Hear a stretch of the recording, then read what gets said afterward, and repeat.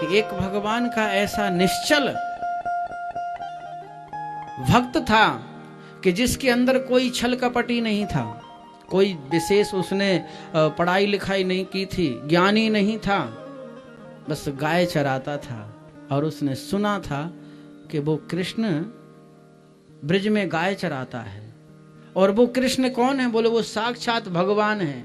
एक दिन कहीं गाय चरा रहा था जंगल में, बगल में कहीं एक कथा हो रही थी, तो दूर से माइक के द्वारा उसको ये सुनाई दे गया कि वो भगवान श्री कृष्ण और ब्रज में गाय चराते हैं। उसने कहा भगवान गाय चराते हैं? वही भगवान के सेवक कहाँ जाते हैं जो भगवान को गाय चराने भेजते हैं? तो उसने विचार किया कि चलो मैं देख के आऊं। तो वो वृंदावन में आया, पास कहीं का था।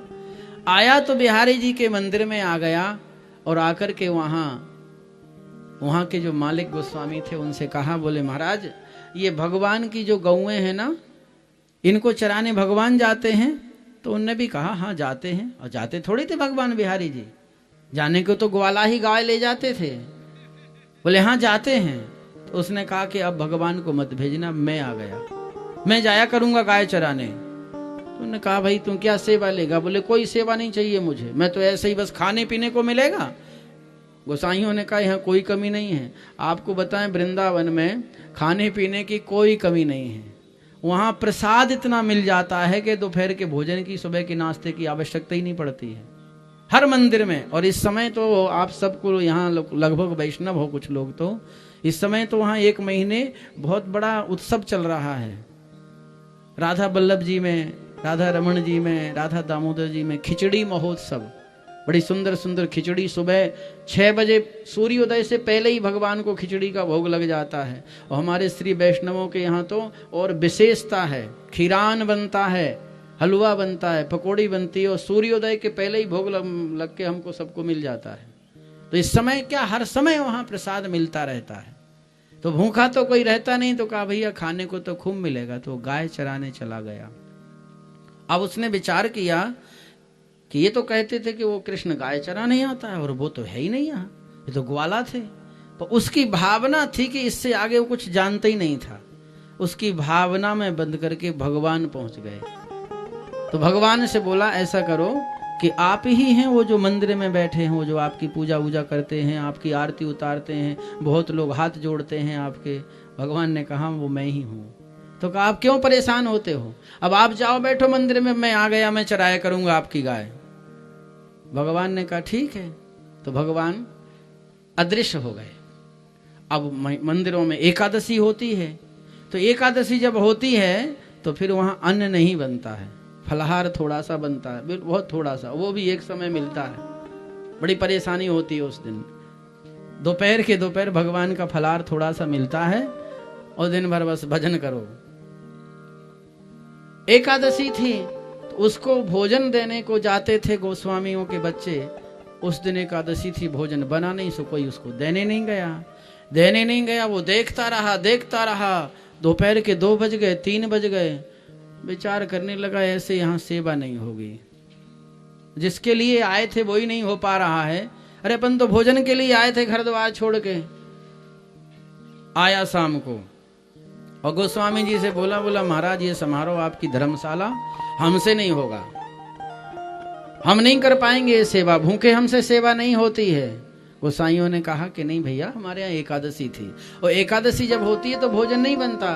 तो कहा कुछ तो बना होगा, तुमने क्या पाया? कहा हमने तो फलाहार किया, दूध पिया, रबड़ी खाई।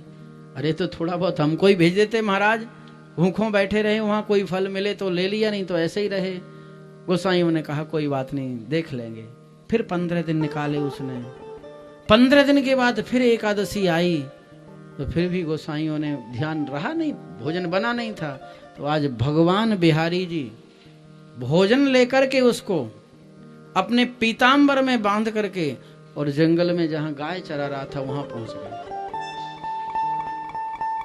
वही का वही विग्रह, सुंदर स्वरूप, और बोले लो भाई ग्वाला तुम्हारा भोजन है। तो ग्वाला ने कहा कि क्यों, वो सब कहां गए जो रोज आते थे?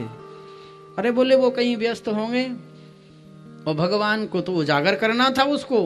तो वो पीतांबर वहीं छोड़ दिया और वही पीतांबर भगवान को गोसाई उड़ाते थे।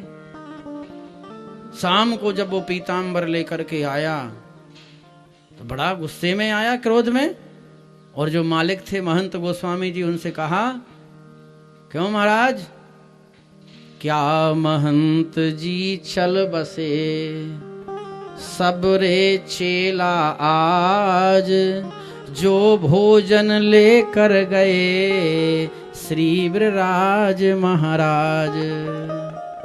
गोसाई जी क्या तुम्हारे सब चेले मर गए, चल बसे। गोसाइयों ने कहा, क्या कहता है, पागल हो गया क्या, तो मूर्ख हो गया, हमारे शिष्यों को मारने आया है। तो कहा, मैं सत्य कहता हूं। क्या? बोले, आज मेरे को भोजन देने भगवान पहुंचे हैं। बोले, तू बिल्कुल पागल हो चुका है, गाय चराने के लायक भी नहीं है, तू तो यहाँ से जा, छोड़ जा हमारे यहाँ से। उसने कहा, महाराज प्रमाण देख लो। तो वही पीतांबर जो उन्होंने भगवान को उड़ाते थे वो पीतांबर दिखाया, तो उनको ऐसा लगा कि ये तो वास्तविक में कुछ ना कुछ कारण है। ये पीतांबर इसके पास कहाँ से पहुंचा? किसी ने कहा, अरे ये चोरी से यहाँ से उठा ले गया होगा, भगवान के वस्त्र सूख रहे थे, अब इसको डबल सेवा दो। दिन में गाय चराए और रात में पहरा दे भगवान के दरवाजे पर खड़ा होकर के। उसने कहा, ये ठीक है, अपने को तो उनके पास, वो जितना चाहता था उनके नजदीक चाहता था। भक्त की ये कामना होती है कि मैं जितना रहूं उनके नजदीक रहूं। इसी को हम लोग उपासना कहते हैं। उप समीपे असनम इति उपासनम, जिसके नजदीक रहा जाता है उसे उपासना कहते हैं। अब वो बड़ा खुश हो गया, पहरा देने लगा। सो भगवान जाते थे रोज रात्रि को रास रचाने सेवा कुंज में। भगवान का तो रोज का नियम था, रास रचाने जाना है। जैसे ही मंदिर 9 बजे बंद हुआ, भगवान को शयन कराया गोस्वामी जी ने और ताले लगाए, बंद कर गए और इसको पहरे पे खड़ा कर दिया। यहीं रहना, तू पहरा देना अब। और वो पहरे पर खड़ा हुआ था। रात के 11:30 बजे और भगवान बाहर निकले, दरवाजा खुल गए। दरवाजा खुले, भगवान बाहर आए तो बोले, क्यों, कहां जा रहे हो इस रात्रि में? वैसे ही वो भगाने वाले थे मुझे यहाँ से सेवा से, अब पहरे पर लगा दिया, कहीं चले जाओगे, इस बीच में कोई गोस्वामी आ गए तो मेरा तो खैरियत नहीं रहेगी। भगवान ने कहा, तू यहीं बैठ, मेरा रोज का काम है कि मैं रास रचाने जाता हूँ सेवा कुंज में। भगत ने कहा, बैठ नहीं, डंडा लिए हूं, पहले आप अंदर बैठो, बाहर निकलने नहीं दूंगा। भगवान ने कहा, तू नहीं समझता है भाई, तू यहीं भजन कर। उसने कहा, मेरा भजन यही है, आप अंदर बैठो। बहुत हठ में पड़ गया भगवान के साथ। भक्त था हठीला, लेकिन अंदर की भावना बिल्कुल निर्मल थी। वो ये नहीं जानता था कि ये मूर्ति के भगवान है। हम ये जानते हैं कि मूर्ति में भगवान है, और वो मूर्ति को साक्षात ही मानता था कि कृष्ण ही है। तो भगवान जब नहीं माना तो भगवान ने कहा कि चल भाई, तू भी साथ में चल, किसी को बताना नहीं। बोले, नहीं बताऊंगा, चल मेरे साथ। तो कहा, चलते क्यों, आओ मेरे कंधे पर बैठ जाओ। कौन सा सत्कर्म था, कौन सा पुण्य था, भगवान को अपने कंधे पर बिठा लिया और सेवा कुंज में लेके पहुंच गया। भगवान ने भी निश्चय कर लिया कि मेरा स्पर्श जिसको हो गया उसको मैं क्यों ऐसा छोड़ूंगा, उसको तो मैं उजागर करके ही रहूंगा। तो भगवान गोपियों के साथ में रास रचा रहे थे। अर्धरात्रि का समय था। नाचते नाचते नाचते भगवान की जो माला थी वो माला खिसक गई, मोतियों की माला, और वो माला नीचे गिर गई। ये भक्त था, सो इसने उठा ली माला को, ऐसे छुपा लिया, और भगवान रास रचा के बाहर निकले हैं। ठीक 12 बजे आज भी नृत्य होता है भगवान का, इसलिए वो नित्य रास स्थली है। वृंदावन की भूमि का नाम क्या है? नित्य रास स्थली, जहां नित्य रास हो रहा है सेवा कुंज में। लेकर के भगवान को कंधे पर बिठा करके और आ गया, लेकिन वो मोतियों की जो माला थी उसको छुपाए रखा, और भगवान ने भी नहीं कहा कि वो माला कहाँ है। 3 साढ़े 3 बजे आया, भगवान से कहा अंदर जाओ। भगवान अंदर गए, शयन कर लिए, और वो डंडा लेकर के खड़ा हो गया। और जैसे ही 4 बजे, घंटे बजते हैं ना मंदिर में, तो 4 बजे का घंटा टन टन टन टन, जैसे ही चौथा घंटा बजा, सो गोस्वामी तो नहा धो करके आए और 3 ताली बजाई, उन्हें पट खोलने लगे। उसने कहा ए महाराज सुनो, दरवाजा मत खोलो, अभी मैं पहरा दे रहा हूं, पता है आपको? तो भैया बोले हमारा तो रोज का काम है कि ब्रह्म मुहूर्त में ही भगवान की पूजा की जाती है। बोले ब्रह्म मुहूर्त को गांठ बांध के अपने घर में रखे आओ। गोसाई ने कहा क्यों? अरे बोले अभी आए हैं वो, और छोटे से तो हैं ही वो, अभी तो पूरी रात तो उनको नाचते नाचते हो गई, और फिर आप आ गए, घंटा टनटना दिया आपने, सो जाने दो, उसनीदे हैं वो, नींद पूरी नहीं हुई उनकी।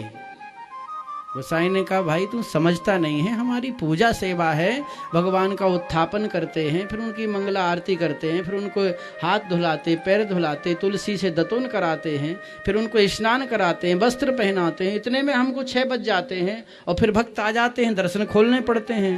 बोले बिल्कुल गलत, आप तो उनको सोने दो, मैं नहीं खोलने दूंगा मंदिर। तो वो पुजारी जी वो मालिक के पास पहुंचे, महंत जी के पास, मुखिया जी के पास, बोले अच्छा आपने पहरेदार लाके खड़ा कर दिया, अरे वो मंदिर ही नहीं खोलने देता है। महंत जी ने कहा भाई तेरे को क्या परेशानी है, तू यहाँ सेवा लायक है नहीं, हमें ऐसा लगता है। बोले महाराज जी आप ठीक कह रहे हो, लेकिन अरे पुजारी रात से करो न ये उत्पात, अंधेरा रहता है ना 4 बजे, अरे पुजारी रात से करो न ये उत्पात, नींद भरे नंदलाल जू अब ही सोबत जात। ये रास रचा के आए हैं, नींद भरे हुए हैं, अभी सो रहे हैं, और यदि प्रमाण चाहते हो तो मैं आपको सत्य बताता हूं कि महाराज मैं साथ में गया था, जो ना जा तो साथ में तो क्या हो तो हाल, ओ मोहन की मिलती कहाँ या मोतिन की माल। वो मोतियों की माला निकाल के दे दी। समझ गए महंत जी, और उसी समय सज्जनों उस भक्त के चरणों में गिर पड़े कि पूजा करते करते करते मुझे जीवन बीत रहा है, कभी एक झलक भी नहीं निहार पाई मैंने, पर तूने कौन से सत्कर्म किए थे, कौन सा पुण्य किया था, जो तेरे इसको भोजन देने भी वो गए, अब मान गए कि हाँ उस दिन भोजन देने भी गए होंगे। जब जिसके साथ रास रचाने जा सकते हैं तो क्या उसको भोजन नहीं करा सकते? इसी का नाम है भक्त वत्सलता। भगवान से जब तन्मयता जुड़ती है, भाव जुड़ता है, तो सज्जनों आज भी भगवान विद्यमान बैठे, तैयार बैठे हैं। एक बार अपेक्षा करो, आप देखो ना, खड़े हुए हैं भगवान, बैठे तक नहीं हैं, न जाने कब उनके भक्त उनको बुला लें, खड़े ही रहते हैं 24 घंटे। शयन करा दिया पुजारी जी ने तो ठीक, नहीं तो खड़े हैं। खड़े होने का भी यही भाव है, न जाने कब भक्त बुला लें और कब आना पड़ जाए। तो ये भक्त की भक्त वत्सलता होती है कि भगवान कहते हैं कि तुम मुझसे अपेक्षा करो, मैं रक्षा करने के लिए दौड़ के आ रहा हूं, तैयार खड़ा हूं। और यही भगवान की कथा है।